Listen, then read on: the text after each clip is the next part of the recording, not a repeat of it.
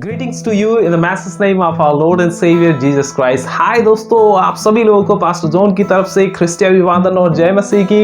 मैं आशा करता हूं प्रभु के अनुग्रह और कृपा से आप सब लोग कुशल पूर्वक हैं। दोस्तों, हमारे क्रिश्चियन जीवन में सबसे महत्वपूर्ण चीज अगर हम देखें तो वो है विश्वास, क्योंकि इस विश्वास के खातिर प्रभु के शिष्यों ने और बहुत सारे विश्वासी लोगों ने अपने प्राणों की आहुति दी है। बहुत सारे मिशनरीज लोगों ने अपने प्राणों की बलिदान दी है केवल यीशु मसीह के विश्वास के खातिर।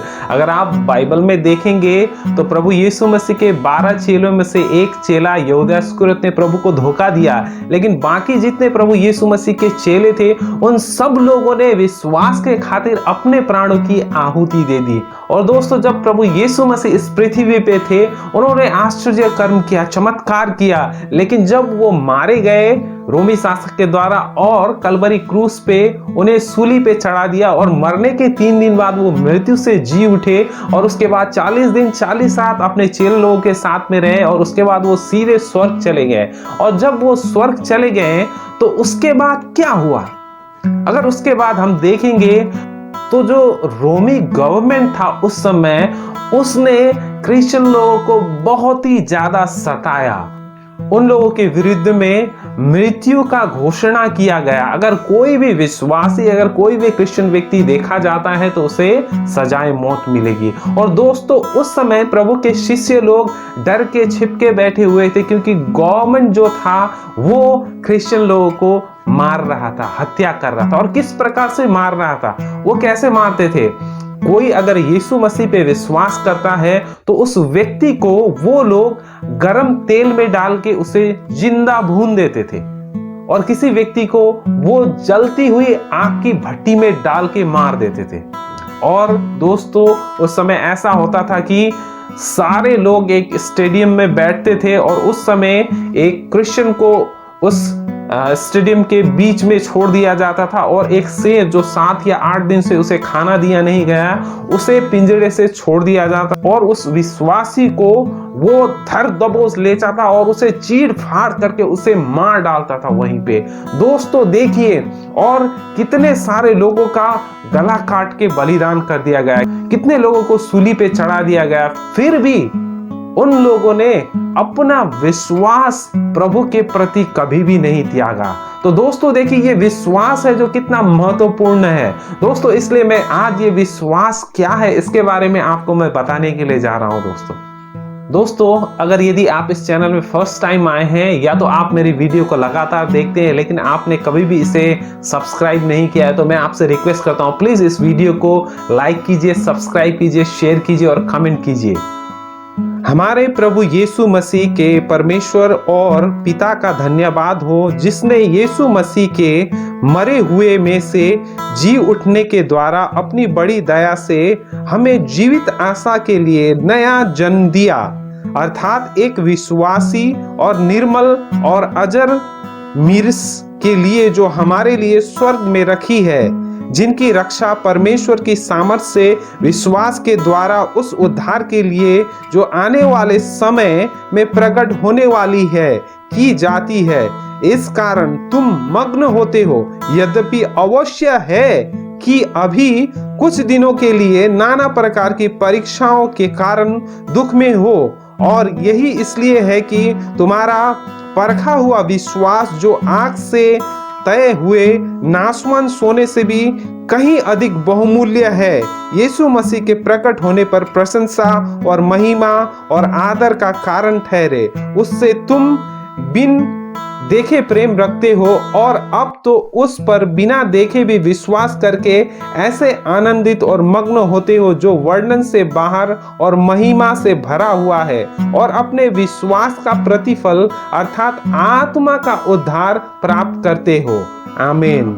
दोस्तों, ये जो पत्र है पत्रस ने किस समय में लिखा? मैंने आपको बताया कि प्रभु यीशु मसीह जब इस पृथ्वी से स्वर्ग चले गए उसके बाद में जो विश्वासी लोग थे, जो प्रभु के शिष्य लोग थे, वो कैसा जीवन यापन कर रहे थे, उन्हें कैसे स्थिति और परिस्थिति का सामना करना पड़ रहा था। मैंने आपको उस समय बैकग्राउंड बताया कि किसी लोग को आग में जला के मार दिया जाता था, किसी को जिंदा भून दिया जाता था, किसी का गला काट दिया जाता था, या किसी को क्रूस पे लटका के मार दिया जाता था, या तो किसी को भूखे शेर के आगे छोड़ के उसे मार दिया जाता था।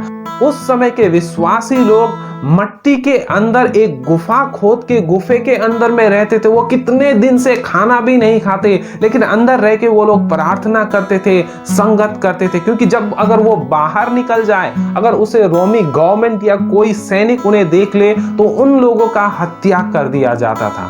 तो दोस्तों, हम कह सकते हैं कि उस समय क्रिश्चियन लोगों को मार दिया जा रहा था और वो बाहर खुलेआम नहीं घूम सकते थे। तो सोचिए दोस्तों कि कितना बड़ा परिस्थिति और समस्या से उस समय के विश्वासी लोग जा रहे थे। देखिए दोस्तों, क्या आज हम ऐसी स्थिति और परिस्थिति से जा रहे हैं? बिल्कुल नहीं। क्या आज प्रभु के दास और दासी लोगों ने जैसे समस्या का सामना किया, क्या आप और मैं ऐसे समस्या का सामना कर रहे हैं? बिल्कुल नहीं। तो देखिए दोस्तों, मैं आप लोगों को उत्साह देना चाहता हूं कि ये जो विश्वास है, जिन लोगों ने दाम चुकाया है, वो बहुत ही बहुमूल्य है। तो दोस्तों, उस समय ऐसी स्थिति और परिस्थिति थी और प्रभु का दास पत्रस इस पत्र के द्वारा विश्वासियों को उत्साह दे रहा है कि 6 आयत में हम पढ़ेंगे, इस कारण तुम मग्न होते हो, यद्यपि अवश्य है कि अभी कुछ दिनों के लिए नाना प्रकार की परीक्षाओं के कारण दुख में हो, और यह इसलिए है कि तुम्हारा परखा हुआ विश्वास जो आग से तय हुए नाशवान सोने से भी अधिक बहुमूल्य है। हालेलुया। दोस्तों देखिए, पत्रस यहाँ पे विश्वासियों को, अपने मित्रों को उत्साह देता है इस वचन के द्वारा कि थोड़े दिन के लिए शायद तुम्हें कष्ट है, तुम्हें कलेश है, परसिक्यूशन है, तुम्हें ऐसे स्थिति से जाना पड़ रहा है, लेकिन जो तुम्हारा विश्वास है वो सोने से भी बहुमूल्य है। और वो विश्वास क्या है? उसका पारख हो रहा है, उस विश्वास को परखा जा रहा है कि जब तुम्हारे जीवन में समस्या और कष्ट आए तो तुम प्रभु में और परिपक्व हो सको, प्रभु में और नजदीक आ सको, प्रभु के और नजदीक आ सको और प्रभु की महिमा कर सको। देखिए दोस्तों, आप सोने के बारे में जानते हैं, सोना एक ऐसा वस्तु है, एक ऐसा पदार्थ है, उसे कैसे परखा जाता है? ये सोना असली है या नकली है? इसे पारख करने के लिए सोने को गर्म आग की भट्टी में डालना पड़ता है। और सोना एक ऐसी वस्तु है, जब उसे गर्म आग की भट्टी में डाल दिया जाता है, वो जितना गर्म होता है और वो पिघलने लगता है, उस समय क्या करता है? वो और ज्यादा चमक देना शुरू करता है। हालेलुया। तो पत्रस यहाँ से दर्शाते हैं कि हमें भी एक सोने की तरह होने की आवश्यकता है। दोस्तों, जब एक सोना आग के द्वारा जाता है तो वो क्या करता है? आग से जलने के बाद में अपनी चमक देना शुरू करता है। तो दोस्तों, हम विश्वासियों के भी ऐसा होना है, जब हमारे जीवन में कष्ट, समस्या और परीक्षा आती है, ये समस्या, कष्ट, परीक्षा से हमारा जीवन और सुंदर और प्रभु के नजदीक और परिपक्व की ओर हमें जाना है। हालेलुया। अर्थात एक अविनाशी और निर्मल और अजर मीरास के लिए जो तुम्हारे लिए स्वर्ग में रखी है, जिनकी रक्षा परमेश्वर की सामर्थ से विश्वास के द्वारा उस उद्धार के लिए जो आने वाले समय में प्रकट होने वाली है की जाती है। हो सकता है कि तुम्हें विश्वास के लिए अपने जीवन को गुमाना पड़े, लेकिन परमेश्वर ने जो स्वर्ग में तुम्हारे लिए जो इनाम रखा है, वो इनाम कैसा है? अविनाशी है, वो निर्मल है, वो अजर है, वो कभी भी वो खत्म नहीं होता, वो कभी भी समाप्त नहीं होता।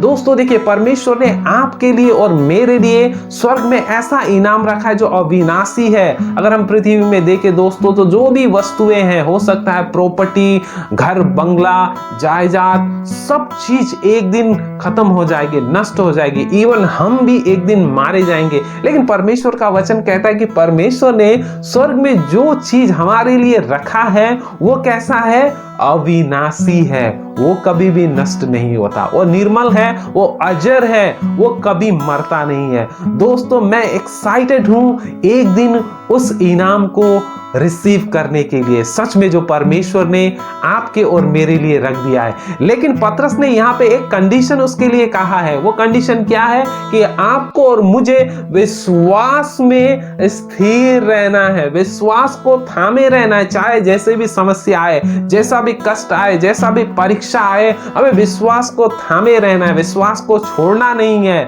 और एक दिन आप उस इनाम को हासिल कर पाएंगे और परमेश्वर के पास आप आनंद से रह पाएंगे। और दोस्तों यहाँ पे मैं अंतिम पद पढ़ता हूं, यहाँ कहता है कि और अपने विश्वास का प्रतिफल अर्थात आत्मा का उद्धार प्राप्त करते हो।